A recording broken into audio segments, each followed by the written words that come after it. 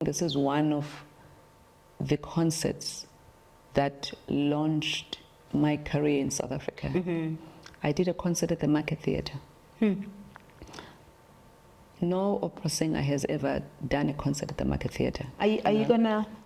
No. What?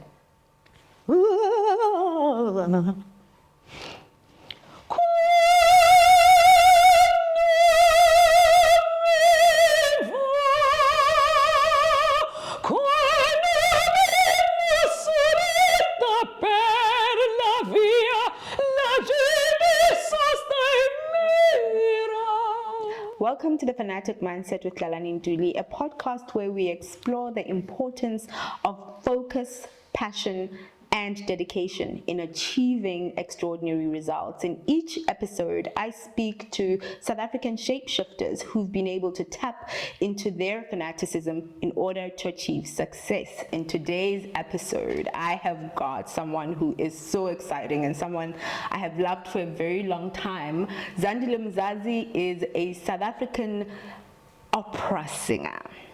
In fact, I think she is known to be one of the best sopranos in the country, might I say for me, in the world, but I'm sure she wouldn't be too excited about that. Anyway, Zandi, welcome to the Fanatic Mindset, and thank you so much for joining me on this conversation. I'm really honored to have you.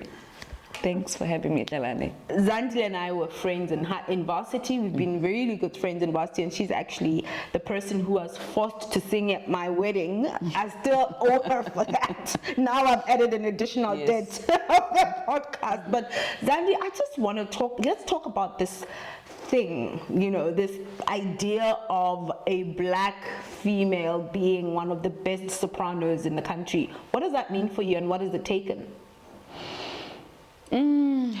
Look, I never really consider myself as the best soprano, and I always shy away from being referred to as such, because I always say that once you do that with music, it means you are comparing people, different artists or different musicians,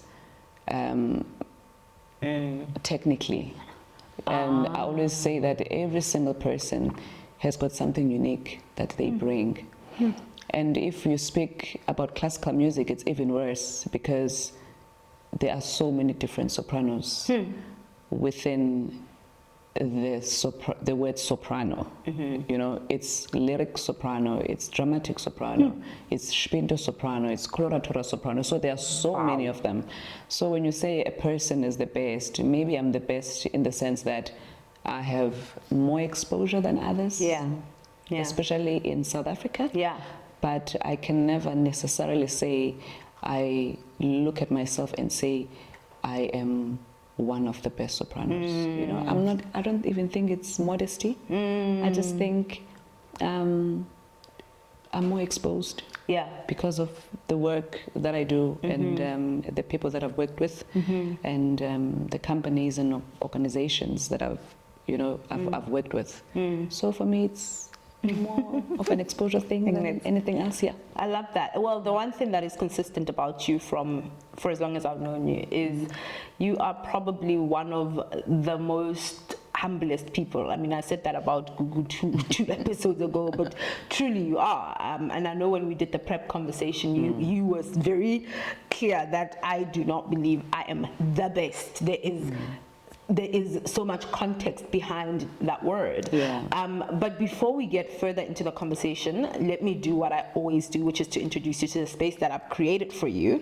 And I'm going to be really quick because I'm now getting comments on YouTube like, this lady, she's spending 20 minutes telling us about this space. We want to know about the awesomest guest that she brings. So I'm going to be really quick because if I didn't talk to you about the space, then I wouldn't be authentic to what the podcast is about. So for you, I've gone with quite a classic look.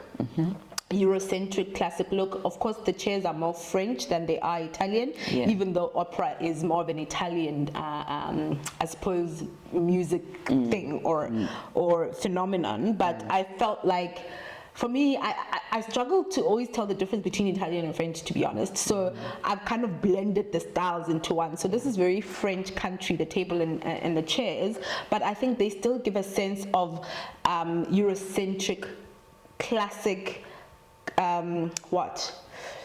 style, if I can put it that way, which is how I view opera. I've gone with the very antique lamp in the corner with sitting on a round table, just because I think it adds some class to the space, which is how I view you. You have this sense of class and the way you carry yourself with such grace. When I look at that lamp, I think of you and how perfectly, you know, styled and posed you are in everything that you do, which I suppose is something that one would expect of opera singers, but not necessarily always the case. And then I've included some trinkets at the back, just as an addition to some, you know, some of the space and style, and specifically Chanel and Dior. I always have seen you as a Chanel girl. I don't know if you really are, but when I see you and I look at you, I'm like, she is such a Chanel girl. You know what I mean? So that's the space I've created for you today. Thank you so much. I love the space, Tlalane. You're welcome. You're welcome. So let's chat about the journey of becoming. First of all, maybe before we talk about the journey, tell me about where it came from. You must have had a love for music, a love for opera even. Yes, so I mean, I've always loved music. I come from a musical family. But my introduction to opera music, I think it was really unexpected. My mom was a choir master at my school. Okay. And she always spent so much of her time with all different children because she loves kids, you know, and truly for me, I just wanted to spend more time with my mom. Wow. And I knew that if I participate in her choir, then I get to, you know, to grow up with her. And so little did I know that, you know, this was my calling. So I think that, that's my journey in music, and that's how it started. I love that you use the word calling, because I think there is such a difference between something I love and something I'm called to do, because I think a calling is something that we all have in us, but is really meant for the purpose of pouring into others and not just, you know, keeping to ourselves. How do you feel you do that with the music? Do you feel like you're pouring into others? All the time. All the time, because music, when I perform, I'm communicating something to an audience. And it's something that I can't even explain to others. So that is why whenever I finish performing, I just disappear. I want to go and be by myself, because you give so much of yourself, and you need some time to get some of that back. Because there's so many different elements that are involved when you're performing. Okay. It's not only, you know, the vocal ability, but it is also storytelling and trying not to be, not to be too vulnerable, you know.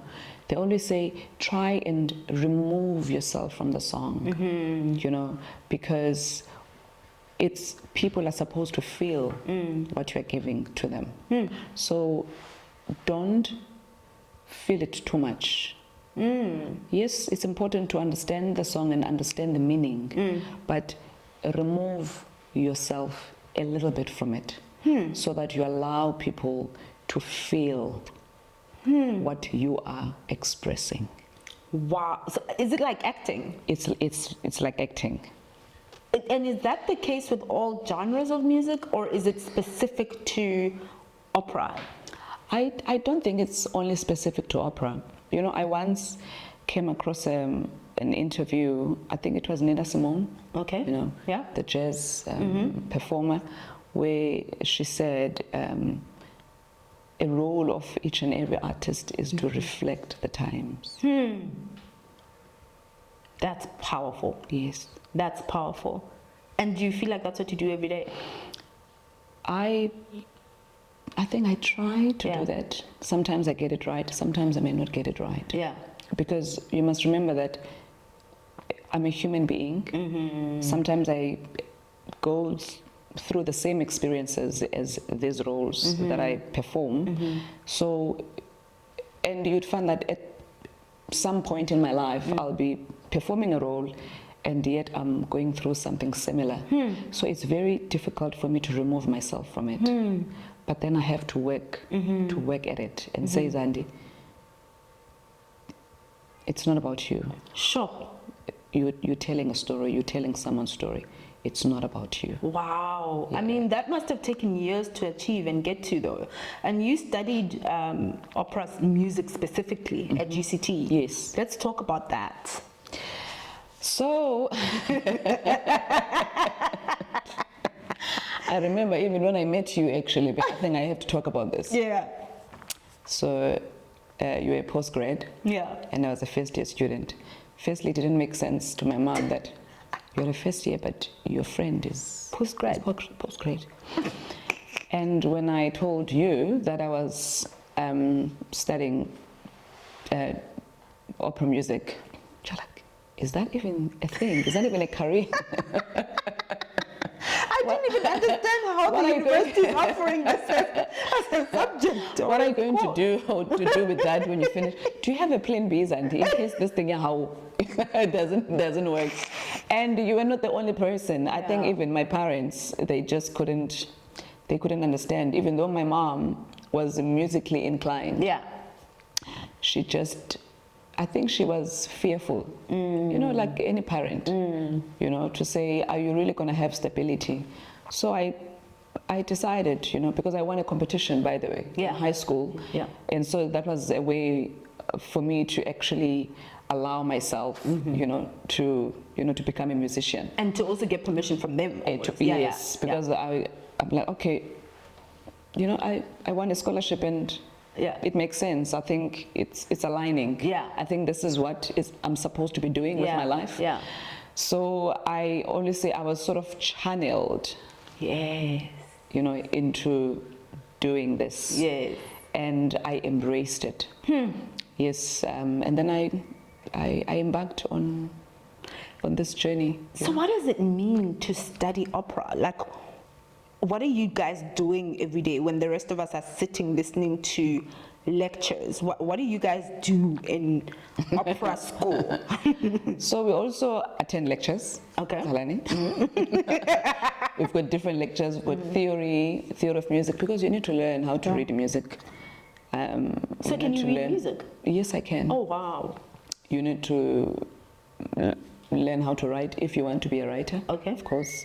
I mean, that's a different course on its own. You know, music composition. You also learn different languages because you have to understand what you are singing about. So you learn Italian, you learn German, you learn French. What? And then you learn... Who complex most then, friend? Jonga. And then you learn acting because, you know, opera music, sometimes it's acting. Yeah, You know, when you are doing a role in an opera on stage, you are acting a character. Yeah. You know, so you have to know how to act. And diction, so that people can understand what you are saying. It's very important. So there's just a lot that's involved. You know, it's just like any other course. But people think that, you know, we just do la la la la la la la la the whole time. No, we don't. So, you know, I mean, right now, and I mean, it's not a new story. There's a lot of focus on the South African art industry, if you like, and a lot of artists coming out and saying there isn't enough support for the industry. What's your sense about that? You know, Tlalane, it's a very difficult topic. Why I'm saying this is because I don't want to say there's lack of support. It's very difficult to support something you don't understand. Whew. So, unfortunately, in South Africa, unlike other places in the world, we don't have agencies. Oh. You know, abroad, Yeah. every singer that does any work anywhere belongs to an agent. Wow. Yes. We don't have that in SA. Yes, maybe with jazz musicians or pop culture and all of this, they do have, but in the classical space, we don't have it. Yes, we've got theatres like your Cape Town Opera and others. They employ musicians and they get salaries on a month-to-month. But there's we don't have agencies. So you rely on the patrons to fund, you know, the classical singers, or to fund the organizations that represent, you know, the classical singers. So if your business is not doing well, what are you going to do first? You're going to take away the funding that you give, you know, to classical companies. And I think because in South Africa, unfortunately, classical music is seen as a niche, you know, art form. And so it is not treated as part of our heritage. With, I think it should, you know. I think it should, because it changes so many lives. I mean, opera music, yes, you can say it's new, but church music is not, choral music is not. It's South African, you know, and you look at the stability that it brings to young, upcoming musicians in the communities. Then you wonder why actually government doesn't set aside enough funds for this type of music. Because if it was not for choral music, I don't think I would have even become an opera singer. I mean, for a child that is maybe sitting in Soweto who has, or at the very least knows that they've got a gift. I always say Soweto, and I'm really sorry, it's not just Soweto, there's lots of other townships in the country, who knows they've got a gift, which I imagine you instinctively knew. You didn't just wake up and say, I'm going to go and take part in a competition. You instinctively knew that you needed to because you had a gift. What would you say to that child about, you know, what the opportunities are, or what they need to be thinking about to kind of follow your direction? I think you have to understand that it's not only about having a beautiful voice. More especially if you want to be a musician based in Africa. Okay. There are no agencies, no one is going to represent you. It means that you need to represent yourself. It means that you need to be capable of putting together your own productions. You need to build your own network. Because you need people that are going to support you. Not only by coming to your concerts, but also invite you to come and perform in their own companies. So it takes a lot. It's a lot of work. It's not only about singing. Well, this is my own experience. I mean, you know, people have got different experiences, but this has been my experience and been my learning, you know, in terms of, you know, how I made it, as a musician. Because Tlalane, what is important is to be a working musician. I love that. You actually said that in our prep conversation. Yes. You said there's a difference between a musician who is out there, maybe even based overseas but is not working, and the South African musician who is a working musician. Yes. Yeah. What do you mean by working musician? Maybe people might want to understand that. I think there's this. Look, obviously, I think it's a dream of each and every opera singer, or maybe let me say the majority of us, to perform in the renowned theaters in the world. However, I always say to people, it's, for me, that has never been my focus. Yes, it doesn't mean that I don't have aspirations and dreams, to be in each and every opera house in Europe. Yes, it's a dream of mine, or rather a goal of mine, But what my focus has always been, it is to say, if I am in Johannesburg, I want to do well in Johannesburg. I want to do well in Johannesburg. I want to perform. I want to be busy. I want to have a calendar, And how am I going to do that? Because I cannot focus on me being in Europe when I'm in Joburg. Yeah. Because yes. I love that. I can't. High five. You know why I love that? Because I don't think it's something that just happens in music and opera. I think it happens in all industries where people glorify going to New York or going to UK or being in Japan more so than they do the idea of the reason you work is so that you are actually gaining experience and so that you are actually able to monetize your skill. So, you want to push to get to New York, but then you're going to get to New York and do what? While perhaps if you had stayed in South Africa, you have a better opportunity here of being a working musician, as you call it. Yes, for me, it's always an honor to perform.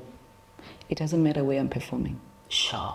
It doesn't matter whether I'm performing in Lesotho, or I'm performing in Queenstown, or I'm performing in Johannesburg, Cape Town, Durban.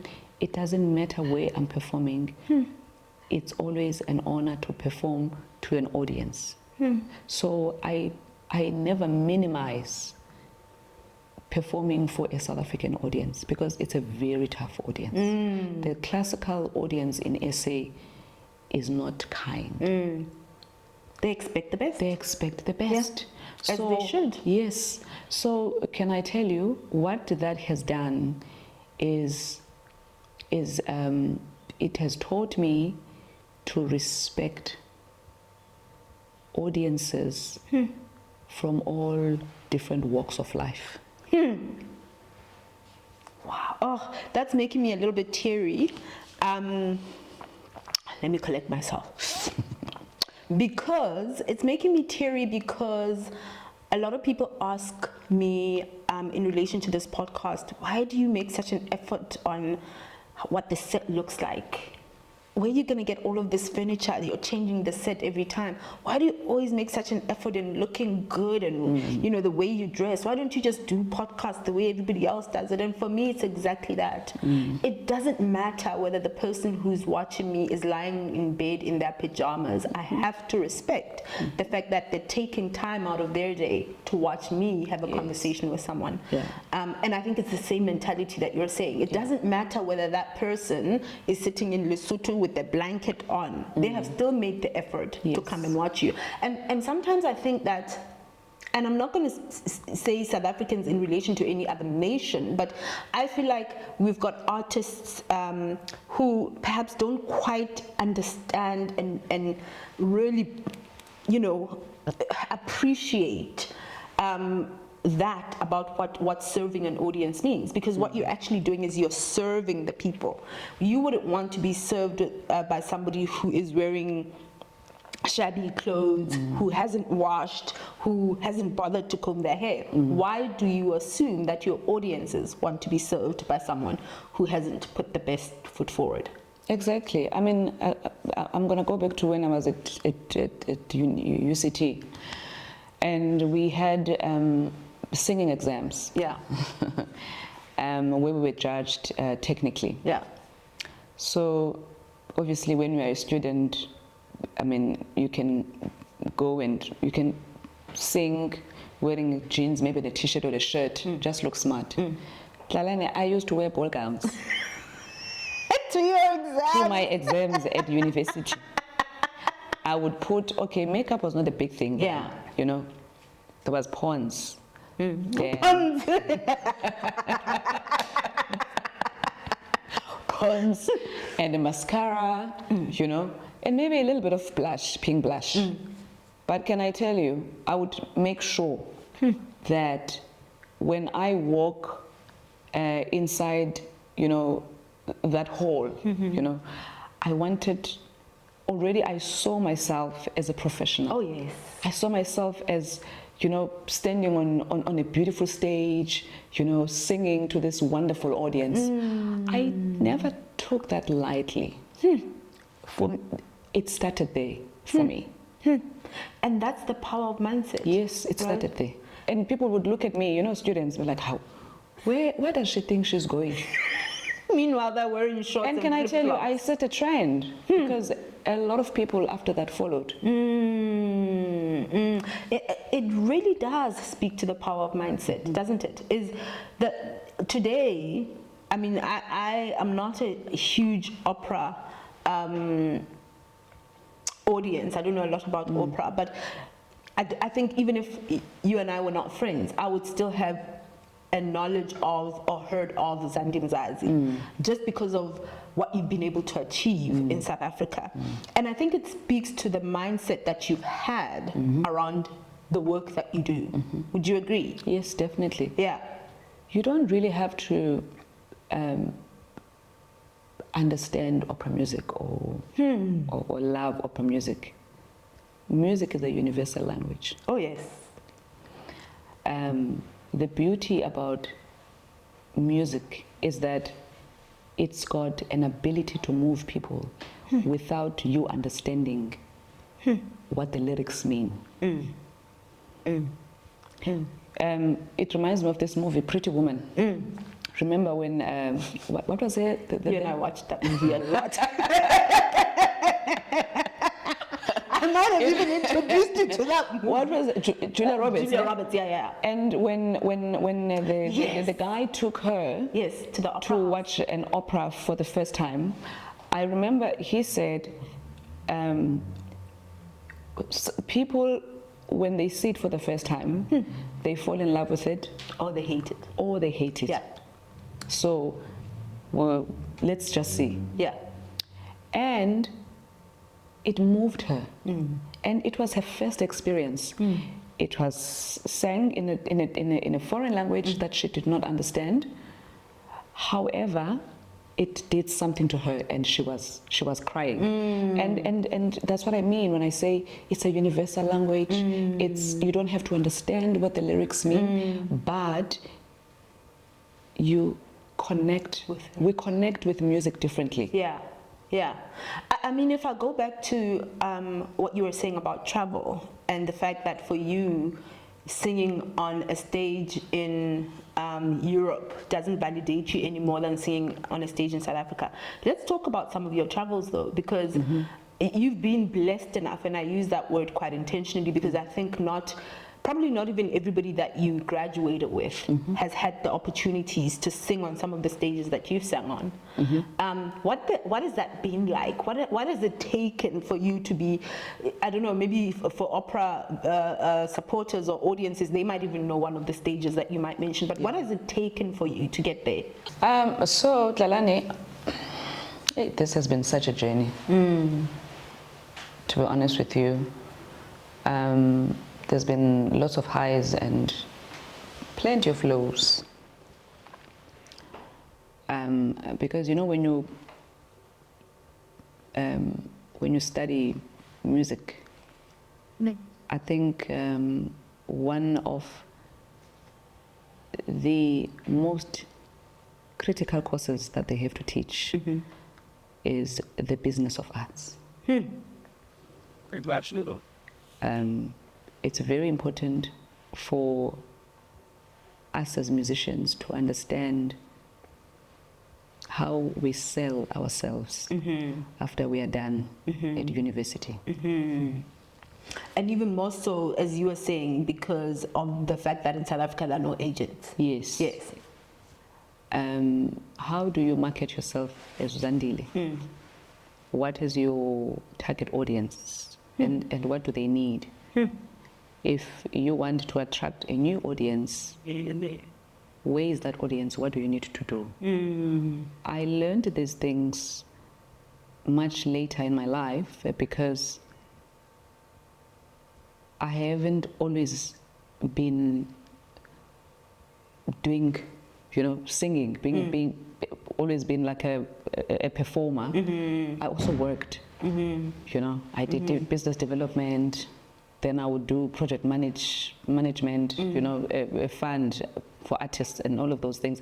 And so I learned a lot of skills, whilst doing those jobs. And then now it made me understand the lows in my career, what I did wrong, and what I needed to improve moving forward. So, because I'm coming to your question of, where did you perform in the world, the stages, and then I can tell you, maybe before going there, that the experience of doing an 8 to 5 has made me to be a better musician today. Oh, wow. Why is that? Is it the discipline of 8 to 5? Is it the skills you learn at an 8 to 5? It's a combination of different things. Okay. It's the discipline. It's stakeholder management. Oh, yeah. Oh, sorry. Because it's important for you to be a people's musician. Ooh, deep. Yeah, I think because when you're on stage, people relate to you differently. Okay. Without giving so much of yourself, you also must build a relationship with your audience off stage. And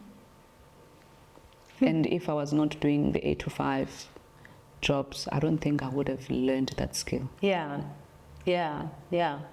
And I suppose to your point, when you have an agent, as many overseas artists do, you don't have to worry about the stakeholder management. That's what they do. You just have to show up. You just have to show up. Yeah.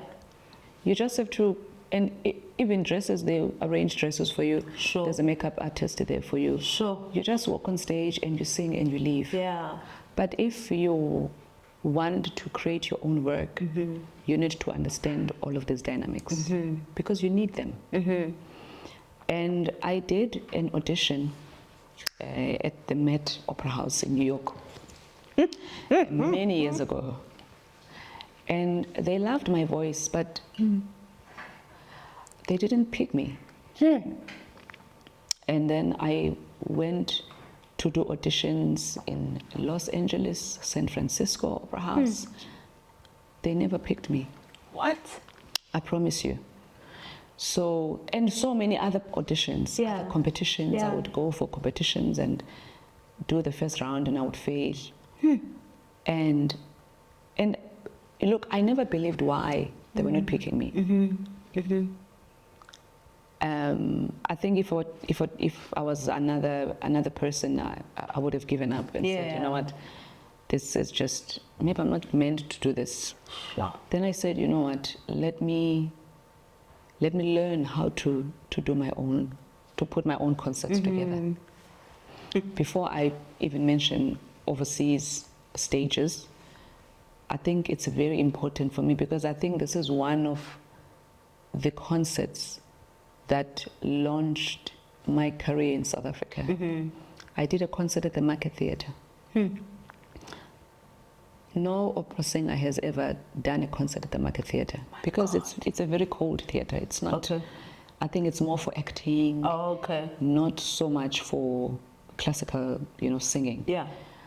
And I didn't have the money. I spoke to colleagues of mine. I had never done work with them. Okay. But I spoke. I remember it was Tlalane Masote and others. And I said, guys, can we do this? Can we put this together? I don't have money to pay, but I really need to do this. The hall wasn't full necessarily, but that was my first gig I planned for myself. And today you sell out. And today, when I put a concert and I say I'm going to perform at the Linda Auditorium, I sell tickets and I sell out. But it has been such a journey. Yeah. I first had 20 audience members, then it was 40, and then it grew from there. My gosh. The mindset of persistence. Yes. And never giving up. Overseas is different because I'm always hired to go and perform, to come and do a recital in Martinique, come and do a concert in Vienna. It's always different because I'm hired. So they organize everything. I don't have to do anything. But in South Africa, I've had to do my own work. From the marketing of the show. Yes, selecting repertoire, asking people to dress me. I remember I went to David Tllalane this one time and I said, look, this is who I am. I'm not a star or anything. I'm not a celebrity. Can you please dress me? I thought he was going to say no, but he did. Wow. He said, come to my studio. Wow. I'll pick a dress for you. Wow. And I will never forget that. I mean, he was already an established brand, but he agreed to dress an unknown musician. So essentially what you're saying is if you ask, there are people who can and will support you. And I think part of the problem is we are afraid to ask because we already assume that the answer is going to be no. Maybe because we've faced so many no's that you think to yourself, I will not be able to handle another no. But it's almost like what you're saying is, I had so many no's, whether it was overseas, maybe even here in South Africa, but it didn't stop me from knocking continuously still. Yes, I still knock even now, believe it or not. I still knock. I will just tell you recently, I really wanted to perform with Andrea Bocelli. Yes, he was in town. Because he was in town, and I was like, I'm ready. Yeah. I know the repertoire, and I believe that this exposure could change my life. And I did the work. I lobbied. I practiced at home to make sure that if I get that call, I'll be ready. And it didn't happen like that. And so, but it didn't. I was just trying my luck as well. I was just trying my luck to say, okay, let me send my things and then I said to myself, I can't feel some type of way for not having had an opportunity to perform with him, because it will then mean that I'm saying the soprano that performed with him didn't deserve it. Then I said it was not my time, it was hers. It was hers. You are, and maybe that's why you and I had always connected. Like you said, I was postgrad, you were first year. You have the deepest soul with you are so mature about the way your outlook in life. Where does that come from? Gratitude. Ooh, I get deep today. Everything about my life, I'm always thankful. Doesn't matter the season. Yeah. I'm always thankful because I always say, I'm where I'm at, and there's a reason for it. And I'm not gonna run away from it. I'm going to embrace it because there is something I need to learn from it. It doesn't matter how upset I may be with God, but I will sit and say, you know, Zandile, so when you want only the goodness to happen to you, it's not your turn this time, it's Tlalane's. Celebrate Tlalane, because your turn is gonna come.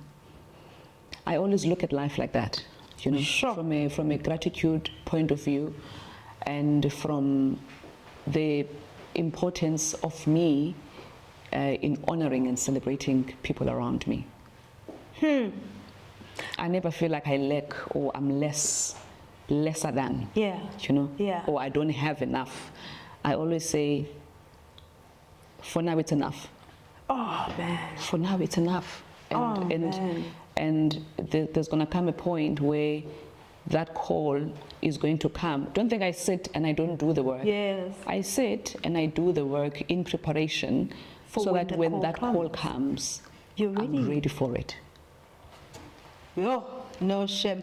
So, I don't know why, but I am so emotional about that. Maybe I'm emotional because I still, in my mind, have a picture of the 19-year-old Zand, who, yes, was mature in her own way, but was also just a 19-year-old wanting to get with the guys on campus and, you know, and to see you having come in your own, you know. I was just saying when we were on break that you're reminding me, your demeanor right now is reminding me very much of one of the first interviews that Miriam Makeba did. When you see her on stage, you would have expected her to be quite a flamboyant character, right? And of course, those who've seen you on stage, because of the power of your voice, would assume that you're so much louder and so much more, you know, excitable. But the demeanor in you, you know, for me, exemplifies exactly what you just said about gratitude and how that is the beginnings and the starting point for everything else that happens in your life, and appreciating the seasons as they come. Yeah. That's amazing. I'm so proud of the person that you are. I mean, recently you did some really interesting work, which is also probably something that we need to mention as a big differentiator for you. You've done work with Cassper Nyovest as an example. Tell me about that. Yes, it was the Mahindra Music Festival.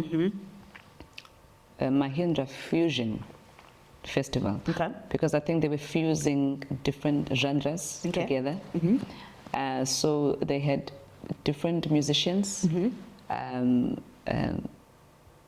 performing different genres, and then they were sort of pairing them with one another. I don't know how they did the selection processes and the pairing. And then I was doing a fusion with Cassper and Kalahari, Afrikaans pop, you know, country team group. And then they gave me Cassper's song, and then they said, okay, this is the song. And then they gave me also the Kalahari, you know, music. And then they said, you have to do something. You have to put some opera, you know, harmonies. Yes. And it was interesting. I love projects like that, Tlalane, and because I always look forward to doing something new, you know, something I've never done before. And I've done quite a lot of those, even with other big companies. And I listened to that, and obviously it was not difficult for me to put my own harmonies and my own twist to it. And then they sent it to Cassper, and he approved. And also the other group, yes, yeah. and then they also approved of it.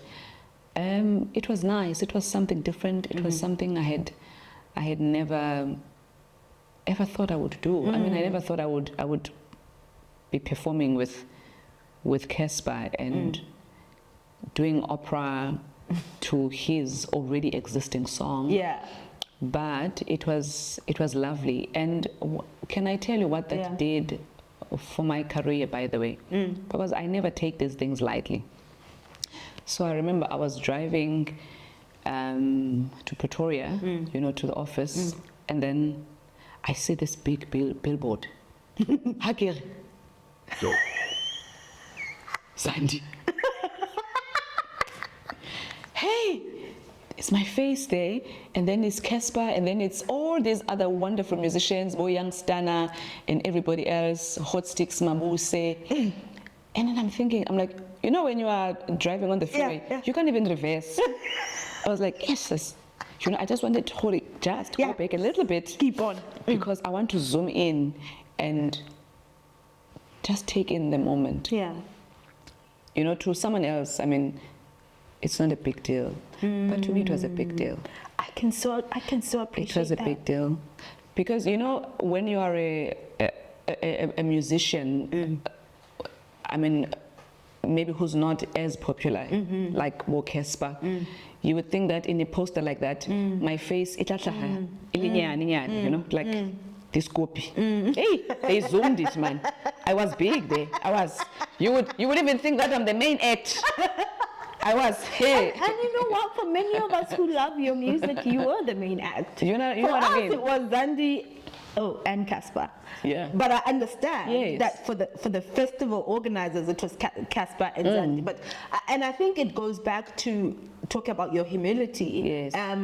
Which is a great gift, because it means you are never too big for your boots. You know what I mean? You don't see the Zandi that we see. Because I mean, recently you were called in to go sing at a leadership conference. I think it was Momentum or something. Oh yes. I also did something similar. So they gave me some beats, and then they said, just do something. Go with it. Yeah. It was also nice. Yeah. So I always look forward to those kinds of performances. Yeah. I don't, however, look forward to singing with a microphone. Yes. Because we are never trained to sing with a mic. So, look, opera musicians, your body is your instrument. Your body is your engine. So everything that you perform, it depends on how you prepare this engine. What happens inside. Your diaphragm, your entire body, your posture, how you stand, so, and how you breathe. So all of those things. We were not really taught to rely on a microphone for, to amplify our voices. So it's a foreign thing. To us. Each time you have to sing with a microphone, now you have to put earplugs. You're like, Batong, I'm trying to focus. This thing is falling, and you keep on fixing this thing, taking it back to where it's supposed to be. And that time, it just disturbs the flow of your performance. But I've learned that, those are just the things that you must just do. Get with it. You just get on with it. Yeah. I'm not always in theater. Yeah. Sometimes I'm at the Sun Arena. So I have to just deal with it. Yeah. You did something for Black Coffee's birthday. Tell me about that one. It was nice. It was for his foundation. So I was invited to also perform, and it was also nice. It was a gala dinner. A gala dinner is always different. Because it's a sit down. It's a different demeanor altogether. And it was also very nice. Does it, when it's a gala dinner and people are focusing on what they're eating, does it make you feel any less respected or appreciated? So how they always slot me in, I mean, in terms of the program, I always say, just before main course. Just. Good idea. Let it be starter or canapes. Then introduce the main course. Because, I mean, if I have a plate of food here and you're interviewing me, it's very difficult for me to focus. I don't know whether I should be looking at you and be talking to you, or I should be eating and the food is getting cold. So it doesn't work. You always want, I don't know, it just makes any musician, by the way, feel respected when people are still. Yes. And you are performing. And I think that's why opera, what do you call them, houses are set up the way they are set up. Yes, yes. You can't even take food there. You can't even open a bubble packet gum. of crisps. No. They look at you like, hey, don't do that. Wow, this has been such an awesome conversation, my friend. Thank you for honoring my invitation. Are you gonna? No. What?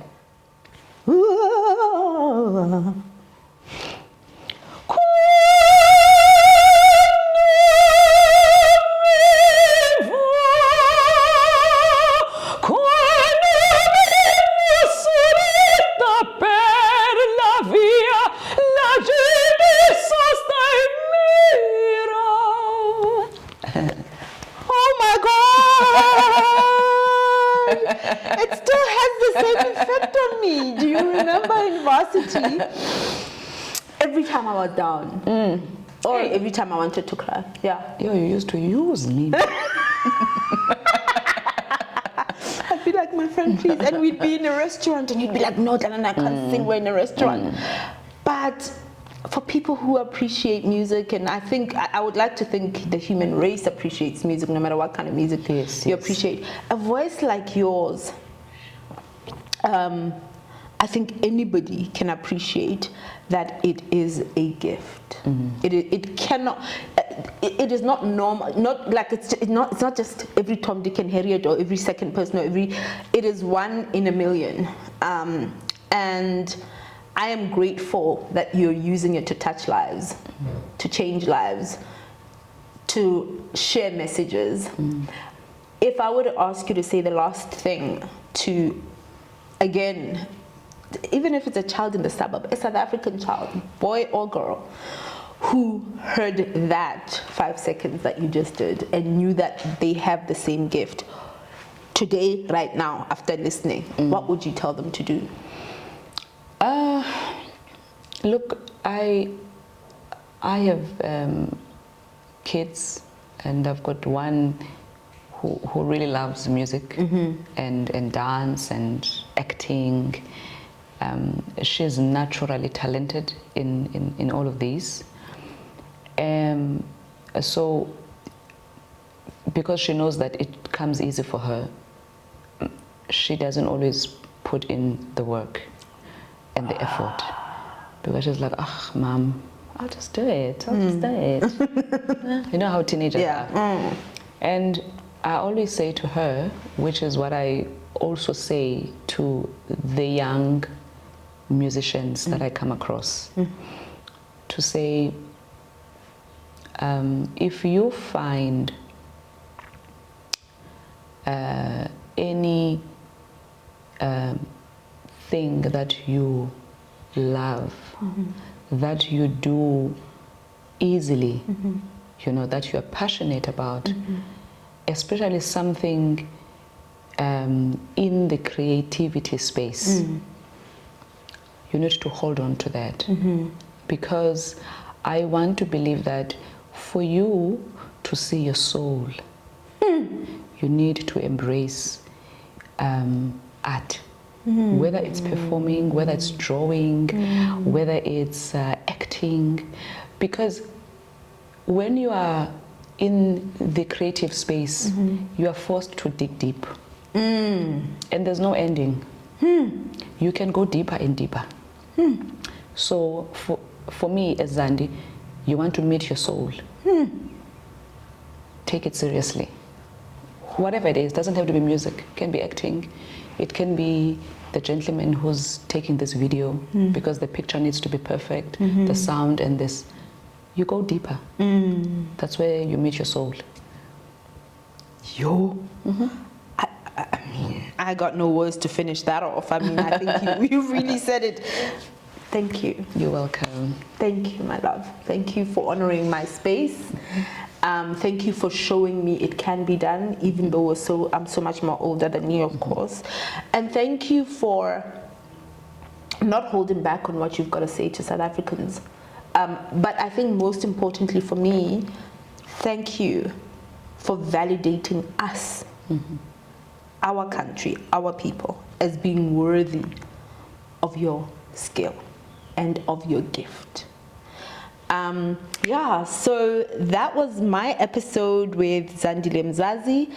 I could tell you where to go, but just Google her and you'll find everything you need to go. I don't even know when the next one is coming up, but I'm going to be there whenever it is.